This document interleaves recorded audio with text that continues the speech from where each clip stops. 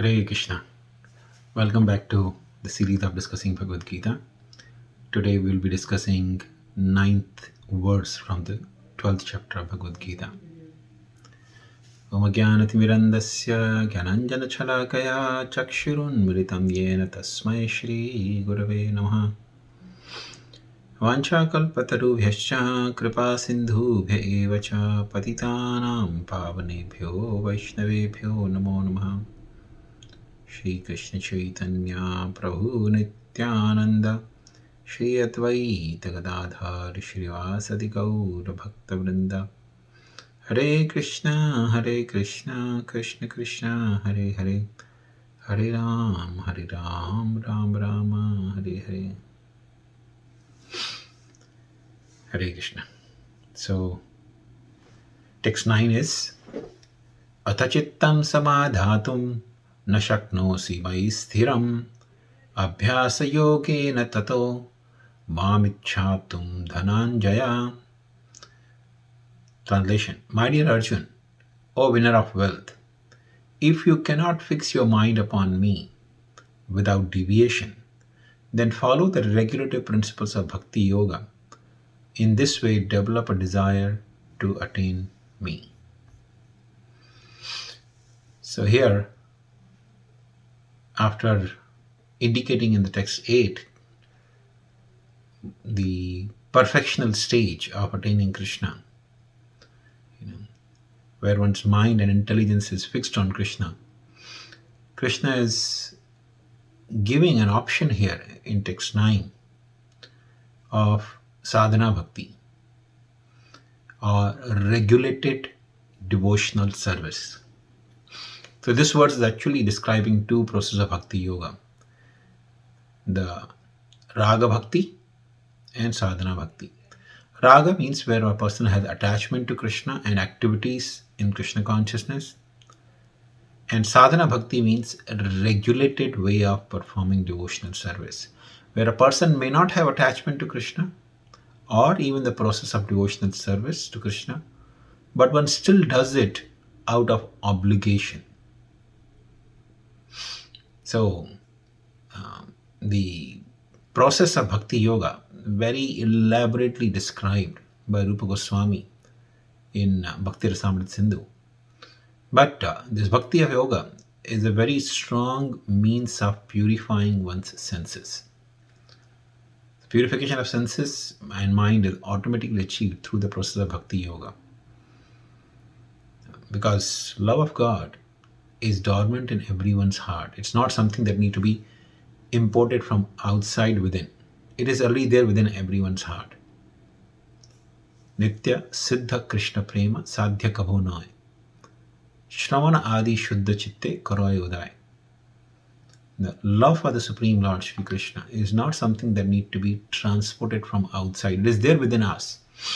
But when one engages Shravana adi shuddha chitte karoy uday, that love is revived or manifested again by purification, which comes through Shravana adi shuddha chitte.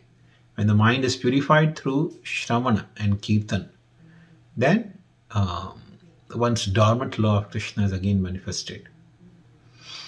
So sadhana bhakti or regulated devotional service is a very strong way or means for attaining the perfection. Activities of sadhana bhakti, they are very simple activity that a person may be engaging in day-to-day basis. For example, everybody eats. We have to eat to sustain our body and soul together. So the process of eating can become the part of sadhana bhakti. For example, when a person makes his home into a temple, creates a small temple within the home, invites the deity form of Kṛṣṇa within his home, and then whatever is cooked in the home can be offered to Kṛṣṇa, and one can take the remnants of Kṛṣṇa. So the process of cooking becomes bhakti, becomes part of sadhana bhakti. But cooking is not possible without ingredients. So one may go to do shopping in the market And even that process of shopping becomes part of sadhana bhakti. But shopping is not possible without having money. So a person going to earn money so that he can collect the ingredients for cooking, and after cooking he can offer it to Kṛṣṇa. Even the process of earning money becomes part of sadhana bhakti. So in this way one can actually spiritualize each and every activity that one does. Working to collect money, shopping to get ingredients, cooking, and even eating the food stuffs which are sanctified by offering it to Kṛṣṇa, thus becoming prasad. By eating that prasad also one is purified. So this process of sadhana bhakti is very simple, and it purifies one's contaminated mind and intelligence as well as the senses. So whole existence becomes purified. And the process of sadhana bhakti primarily begins with Shravanam and Kirtanam, hearing Krishna's glories and chanting Krishna's glories. Sometimes people say, repeating a mantra or hearing Krishna's glory again and again, how it's going to transform or change us? It's just a sound vibration. How it's going to make any change? Like one time a person asked Prabhupada, Swamiji, you are chanting Hare Krishna and we are chanting, say, Coca-Cola, Coca-Cola. What difference is there? Prabhupada said, you continue chanting Coca-Cola and we'll continue chanting Hare Krishna. Let's see who gets tired. And that's true. And devotees have been chanting for 30, 40 or even 50 years, Hare Krishna Mahamantra. They don't get tired. But you cannot chant any sound vibration, mundane sound vibration, and not get tired or bored out of it. Because transcendental sound vibration, hearing and chanting Krishna's glories, is a process of purification. As Sri Chaitanya Mahaprabhu says, Cheto Darpana Mahajanam. It cleanses the dirt from the heart. There is a beautiful saying in Braj, which is very significant to understand how this process of sadhana bhakti purifies our existence. So, the saying says, Kar kar ke abhyāsa jadmati hoye sajjan. Kar kar ke abhyāsa jadmati hoye sajjan. Rasri avat javat se shilpe padi nishan. So, if you see in a village setting, they generally have a well, a water well. So everybody goes to fetch the water from the well. And generally in the villages, for the protection or safety purpose, they will build the high walls around the well so that nobody accidentally falls inside.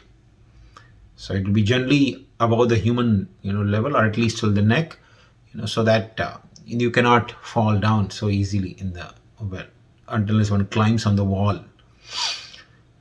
But in order to fetch the water, they would use a bucket which is tied to a rope. So when they throw the bucket inside the well with the rope, the rope touches the stone. So generally they build the wall from the stone.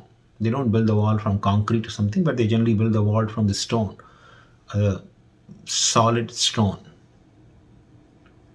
So when they throw the rope inside the well and they pull the rope, the filled bucket of water, and they're trying to pull it, the rope brushes against the stone. And when so many people are coming every day and trying to fetch the water, when the rope is on a one particular spot, goes inside and comes out from the well, kar kar ke abhyāsa. This is rasri avat javat se. So rope is going inside the well and coming out of the well. In due course of time, you see, even a stone is being cut and starts developing a mark of the rope. It starts developing a notch inside that stone.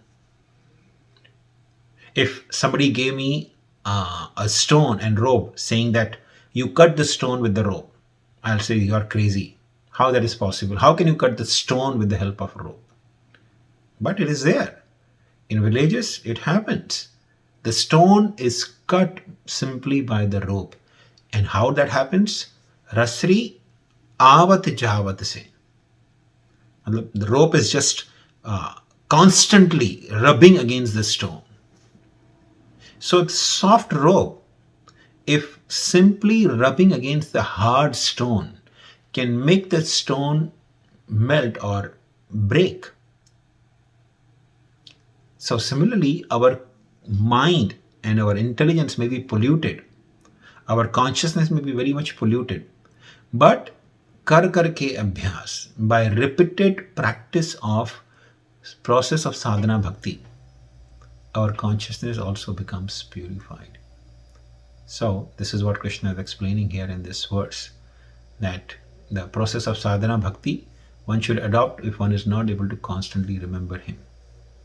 Thank you very much. Hare Krishna.